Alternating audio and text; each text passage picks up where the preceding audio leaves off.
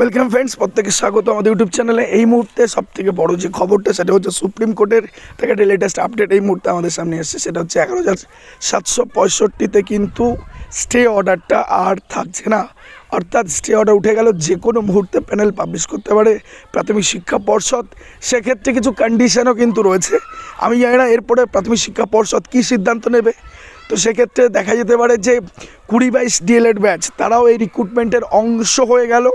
সেক্ষেত্রে দুটো ডিরেকশান ওদের পক্ষে গেছে। একটা হচ্ছে এন্টার 11,765 এন্টার প্যানেলের মধ্যে তাদের অন্তর্ভুক্তিকরণ, অর্থাৎ তাদের যে রেস্ট অফ 632 জন সামথিংয়ের ইন্টারভিউ হয়ে গেছিলো, বাকি যারা পড়ে আছে অর্থাৎ 1822 ক্যান্ডিডেট, 1822 ক্যান্ডিডেট হচ্ছে, তাদের অনেকের ইন্টারভিউ হয়নি। এক্ষেত্রে হয় সবার ইন্টারভিউ অথবা বাকি থাকা 632 জন বাদ দিয়ে যাদের ইন্টারভিউ হয়নি তাদের ইন্টারভিউ করাতে হবে 6 সপ্তাহের মধ্যে, এবং পর্ষদকে জানাতে হবে সুপ্রিম কোর্টে হলফনামা আকারে। এটা একটা বিষয়। তো তারা সরাসরি পার্টিসিপেশন করছে এই এন্টায়ার রিক্রুটমেন্টে। এক্ষেত্রে সবথেকে বড় যে অর্ডারটা সেটা হচ্ছে এই যে বাকি যে সিট অর্থাৎ 95 সামথিং কিছু প্যানেল অলরেডি ড্রাফট প্যানেল জমা হয়ে গেছে সুপ্রিম কোর্টে।